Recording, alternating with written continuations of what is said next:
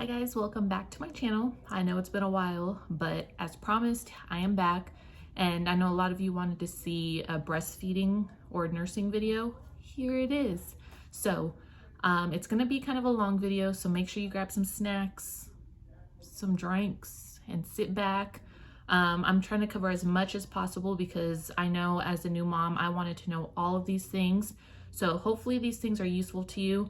I have 14 things that I wish I would have known about breastfeeding or nursing, pumping, whatever, prior to being a mom. So hopefully these help you prepare for this journey. So let's go ahead and get right into it. I am 3 months into my journey. As of today, my baby girl actually just turned 3 months today. So I've learned a lot of things along the way, a lot of failed attempts. There was a point where I wanted to give up breastfeeding altogether. So quickly, I am breastfeeding.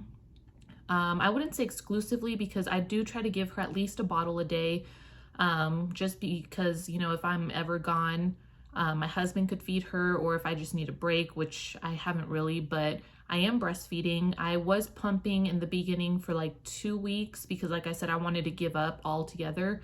And that's a separate video because there was a lot that happened. She had a tongue tie, lip tie, and yeah, that's a whole separate video. So let me know if you guys want to hear that story, and I'll gladly go into that because I'm sure it'll help a lot of mamas. Before going further into this video, I do want to say that I'm not a health professional. I'm not a doctor, anything like that. This is just from my experience, my breastfeeding and pumping journey.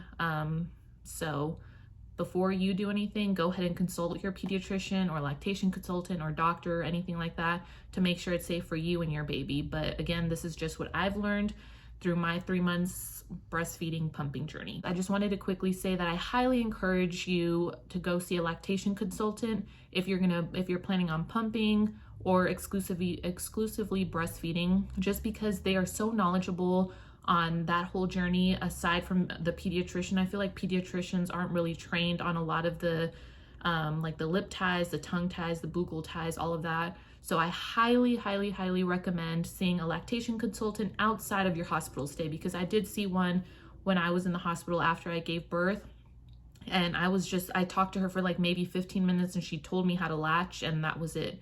So I went ahead and found one on my own outside of the hospital, and I'll actually link her Instagram down below because she was so helpful. We actually saw her 3 times, and she was the one who found my baby's lip tie, tongue tie, and helped me to latch. And like I said, I didn't want to breastfeed anymore because it was so painful, and she helped me correct my baby's latch, all of that. So like I said, that could be a separate video. Let me know down below if you want to see that video. But that's first things first. I highly recommend you go see one, whether you're pumping, breastfeeding, whatever the case may be. Go see one. I feel like it should be mandatory after giving birth if you're planning on doing that. So that's first things first. As I mentioned before, the first thing I did mention was that it was super painful for me and I wanted to give up right there and then. Breastfeeding should not be painful. And this is just for breastfeeding mamas, not really pumping moms, because that's a separate journey. But breastfeeding, when your baby latches, it should probably feel like a pinch for like the first couple of seconds, and then that's it. You should just feel like a pulling, tugging sensation. It should not hurt. The first couple of weeks for me was super painful. Like I think I did cry the first couple of times that she latched. And like I said, she did have a tongue and a lip tie, so her latch was not good. So the first thing is that breastfeeding should not be painful. So if it's painful, that probably means that there's something going on with your baby's mouth and she or he is not latching properly. So if this is the case for you, go see a lactation consultant right now. Exit out of this video and go do research and find a lactation consultant, because I guarantee you something's going on with your baby, because breastfeeding should not hurt. Second thing is massaging is key. So whether you're pumping or breastfeeding, you're gonna be having a lot of like lumps and bumps going on in your breast. So you're gonna wanna be massaging your breast as frequently as possible, moving them around before you pump, before you nurse, just like massage them. And this is what my lactation consultant told me. So before you start pumping or feeding, just start moving them around. That way you get the glands opening up and moving those lumps around and stuff, because the last thing you want is to have a clogged duct, because I did have one and that was super painful, or mastitis. So you want to make sure that you're constantly massaging your breast, like throughout the day. Just make it a habit. Massage, and they even have like little vibrating tools to like do that. And even because I do pump sometimes, if my baby goes too long without eating, like if she's sleeping, I'll connect to the pump. And when I'm connected, I'm like massaging it, because it does help express that milk and have a better letdown. So that's number 2, is massaging is key. Number 3 is that breast milk could literally be used for anything. Sorry, my baby's napping right now. It could be used for dry skin, eczema, clogged tear duct, teething, scrapes, scratches, cuts, burns, all of that. So don't ever throw away your breast milk, even if you drink, and I'll go into that later on. Always store your breast milk, because you can literally use it for anything down the road when they're older, all of that. I actually used it for her clogged tear duct, and I just put a couple of drops in her eye and massaged it in. It's good to go now. Number 4 is hydration is key. The more water you drink, the more milk you produce. I literally drink about a gallon of water a day, and my milk supply has been steady. I do have this BODYARMOR drink, and I do the Lyte ones, and they actually sell a 20 pack at Costco for I think like $15, $16. Don't quote me on that, but I enjoy them. I drink one a day, and I don't know if this has anything to do with it. Like I said, I don't know the science behind it, but I do drink one of these a day, and I know women swear by it. So if you want to give it a shot, go ahead. But the tropical coconut is my absolute favorite. It tastes like a pina colada. But besides that, just drink a whole bunch of water, like just chug as much as you can. Make that a priority in your journey. Number 5 is that the more you pump, the more you feed, the more milk you produce. So try to do that as frequently as possible. They do say about every 2 hours to do it. And I did notice that, and that's why babies cluster feed, like when they're going through growth spurts, because they're telling your body to produce more milk. So the more you feed, the more you pump, the more milk you produce. Because if you stop, that's telling your body that you're not needing as much milk as it's producing, and your body will slow down your milk production. So make sure you're pumping, make sure you're breastfeeding as much as possible if you want to up your milk supply. Number 6 is the difference between foremilk and hind milk. And it's the same milk, it's all in your breast milk, it's just the different types of milk. So the foremilk is what your baby gets, or the pump gets, in the beginning part of the feed, because it's in the front of your breast, and then the hind milk is what's behind. The foremilk has a higher milk sugar lactose or something like that, and it's a lot less heavier than the hind milk. The hind milk is higher in calories, and it contains more fat. And I actually have my milk here, so you can see the separation. Down here, it's like a light blue in color almost. This is all foremilk, and then the fattier part is the hind milk. Your baby needs both of them. You produce both when you're breastfeeding. It's not different types of milk. This is all in breast milk. It's just, like I said, in the beginning part is the foremilk. Towards the end of your feed or pump session, you're gonna get the hind milk. So this is the separation, as you can see. And if you move it around, it'll be stuck to like your bottle. And if you're trying to get that loosened up, just run it under water, like warm water, and shake it around, and that'll loosen it up. So like I said, your baby does need both of them. They both have great benefits. One's not preferred over the other. It's just, I had no idea about that. So when I saw it like sitting in my fridge, I was like, what is going on? So that's what that is. Number 7 is all about vitamin D. And I had no idea about this. I'm so glad I found out about this, because your baby needs vitamin D to grow, right? So breast milk actually does not have an adequate amount of vitamin D for your newborn or your baby, so you need a supplement. And the CDC does recommend giving them about 400 IUs of supplement. And what I've been using is this Zarbee's Naturals Baby Vitamin D supplement. And you give them 0.25 milliliters of this daily. So I've been giving her this since she's been a newborn, haven't had any problems. Do clear this with your pediatrician or your lactation consultant, or whatever doctor you're seeing, again, just to be sure. But your baby does need vitamin D, and your breast milk doesn't produce enough of that on its own for your baby to get it. So look into it. Number 8 is all about, and correct me if I'm saying this wrong, lipase or lipase. It's Lipase. So this is like an enzyme, I guess, that's found in breast milk. It's totally normal. However, some women produce more levels of it, and it could cause your breast milk to be like soapy, metallic-y. It's 100% safe. Your baby will still drink it. There's nothing wrong with it. However, some babies will not drink it because of that taste. The only reason I found out about this is because when I was warming up my baby's milk, this was in the beginning, I had frozen milk, and I thawed it out or whatever, and to make sure that it was warm, I put some on my hand and I tasted it, and it tasted like super metallic-y, or like just like a bitter soapy taste, and I was like, what the heck is going on? And I thought like breast milk tasted like that. And then it wasn't until later when I was on Instagram and I like something stopped me, because I follow a lot of like pumping breastfeeding Instagrams, and it said soapy metallic-y taste or something. So I start reading into it, and that's what it is. So if you pull out your milk way too fast, that enzyme could appear. And this does happen when you have a lot of stored milk. So the older your milk, I guess the more higher this enzyme is. So your milk may taste like that. So if that's the case, you could just mix it, like half of that with some freshly expressed milk, and it'll be fine. I've been doing this. Like I said, it's totally normal. It's totally safe for your baby to drink. It's just some babies don't prefer it. So that was weird to me. And yeah, look into it. Again, I don't really know how to say it, so correct me if I said it wrong.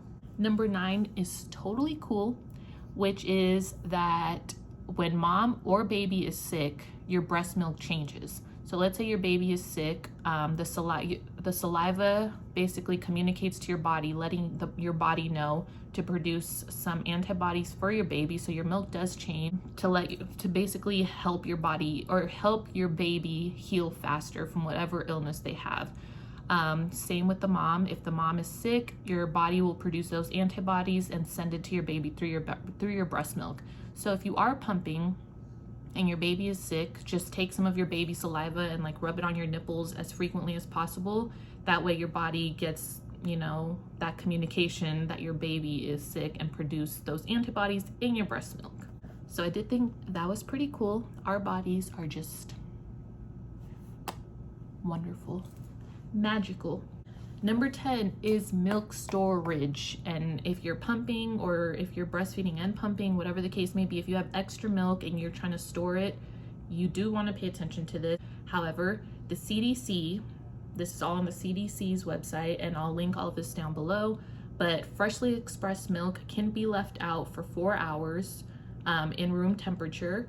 It could be stored in the fridge for up to 4 days, and then in the freezer, it's good for up to 6 to 12 months. Now, if you thaw frozen milk, it's good for 24 hours, and you don't want to refreeze any thawed milk. So you'll have to use that for like a milk bath or something like that. That way you don't throw it away, but do not refreeze thawed milk. And if there's any leftover, let's say you thawed some milk out and you fed your baby and there's still leftover, you'll want to use that leftover milk within 2 hours after heating it up. Also, when you're, so this is my bag of my frozen milk. I usually just put the month and the date, and they have these little lines here, and I think it goes up to 6 ounces. I don't think this is like exactly 6 ounces, but do not exceed this line, because as you can see, milk expands. So I filled it up just up to here, and as you can see, it's all the way filled up. And when I store my bags, I like to place them flat and they store better. So I'll just I have a whole bunch of these in like a larger freezer Ziploc bag. Just store them in there and you're good to go. Number 11. This is important for all the mamas that like to drink like myself. And I'm not saying like alcoholic drink, but enjoy like a nice glass of wine or a beer or a cocktail here and there. Drinking is totally safe when you are nursing. And what they recommend and what they say is that if you're good to drive, you're okay to breastfeed. And obviously you don't want to drive while drinking, but they're just saying, you know, if you feel fine to drive, you can definitely breastfeed. The CDC, again, recommends that if you have one drink, you want to wait at least 2 hours before pumping or breastfeeding again. So one drink is, I think, like a glass of wine, a beer, a shot and a half in a cocktail. If you're going to go out and have like a night of drinks or a weekend full of drinks, just keep pumping and just store that milk in the freezer and label it. And you could use that milk later on, like in a milk bath, or like all of those things I said before. Don't throw it away because that would be such a waste. So just freeze it and label it on your bag. Number 12 is that breastfeeding, and this is just for breastfeeding mamas. Breastfeeding involves the whole breast, not just the nipple. And I didn't know this, and I don't know if I'm just dumb or something, but I thought that, you know, the breastfeeding just involved the nipple, but it's literally your whole boob. Like I said, when your baby latches, you want to make sure that she or he latches on part of your areola as well. And then, like I said, massaging is key. So breastfeeding involves the whole boob, not just the nipple. So if your baby's just on your nipple sucking on that thing, there's something wrong with the latch. Number 13, again, just for breastfeeding mamas, is that different positions activates different glands in your breast. So you have like different glands all over your breast. So if you're holding them in different positions, it's gonna activate those different glands and get a better flow of your milk. But again, I'm sure if you Google different breastfeeding positions, you'll get a ton. But like I said, all those different positions will help better milk flow and help you not have clogged ducts or get mastitis. So look into those different positions. And the last one, this is for pumping mamas, or if you're doing both, is flange sizing. And I cannot express this enough. This is so important, and this is why I encourage you to go see a lactation consultant to get sizing of your flanges, because this could be painful if you have the wrong flange size and you're pumping. It's just not good. So most breast pumps come with a size 24 or 28 millimeter flange. This is a 28 and this is a 24, right? Yeah, 28, 24. And you can see the opening, that's the size of it. So this is where your nipple goes. Most women's nipples are not this size, and this is what breast pumps come with. So this is what my Spectra S1 came with, both of these. I used both of them and I thought, hey, I'm good to go. Like, my milk is coming out, I'm fine. However, when I went to see my lactation consultant, she was like, skirt, skirt, skirt, skirt. No, I'm a size, where's the size? 15 millimeter. Okay, now I want you to see the difference. Do you see that? 28 is this one, 24 is in the middle. This is the size I actually am. Do you see that difference? So when you're pumping, the only thing that should be going into here is your nipple. No part of your areola should be going into here, just your nipple. And if it feels too tight, that means that it's too small. But if you see any part of your areola going into here, that means you have the wrong size. And this is why I encourage you to go see a lactation consultant, because that's what I did, and they measured me, and this was the size that I was. And with these, as you can see, this is all just one part. It doesn't come apart. This one, it's like an attachment, and it connects to this, and this does fit my Spectra bottle, which is this one. And there is a website, I think, where you can get these at, but like I said, definitely go see a lactation consultant so they can measure you and you're not using the wrong size, because like I said, it could be painful. If your areola is going into this, that's going to cause like a lot of friction. So a quick tip, that when you are pumping, use a spray. This is pure coconut oil in a spray bottle. My lactation consultant gave me this and it was a life changer. So before you pump, you're gonna grab your spray, put a spray in here and let it like swirl it around or rub it in. That way when you're pumping, there's no friction and your nipple glides in there, and there's no like I said, friction or pain. So this is key, as well as lubricating your nipples frequently. I used both of these and they both worked great. This is the Earth Mama organic nipple butter, and this is the Mother Love nipple cream. So after each feeding or pumping session, just grab a little, rub it on your nipple, and just keep them hydrated. That way they're not cracking or being dry or anything like that, which causes a lot more pain. So I'm sitting here editing this video and I completely forgot one huge thing that I'm sure a lot of us women care about, especially after having a baby, is how many calories our body burns when producing milk, and that includes breastfeeding or pumping. So depending on each woman, because obviously we're all different, we can burn anywhere between 500 to 700 calories a day just producing milk. And for me, that helped me like lose all of my baby weight and some. So I'm currently lower than I was pre-pregnancy weight, and I'm sure that has to do with breastfeeding. But like I said, every woman is different. Some women may not lose the weight as quickly, some may not lose weight at all. But again, that's huge. And I'm sure important for a lot of us women. It was for me. I had no idea about this until one of my friends was like, yeah, you lose a lot of weight when breastfeeding. So thought that was important. I just had to drop in here real quick to say that because I'm sure a lot of us care about that. And yeah. So those were all of the things that I wish I would have known prior to breastfeeding. I feel like those would have been a lifesaver because all of these things I learned on my own and it was a very difficult process. I'm so happy I stuck with it because I love breastfeeding. It's not painful at all. We did get her lip and tongue tie fixed. And after that, like, my journey has just been amazing and I'm so happy that I stuck with it. So if you are experiencing pain, like I said, go see a lactation consultant. Even if you aren't, go see one. Or if you're pumping, like I said, also go see one because they'll size you, give you tips, put you on a pumping schedule, all of that. Like I said, I'm not a professional. I've just been doing this for 3 months for the first time. So this is just my experience. So thank you guys for watching. Don't forget to like, subscribe, and hit that notification bell on your way out so you are notified when I post new videos. But until then, I will see you guys in my next video. Thank you for watching.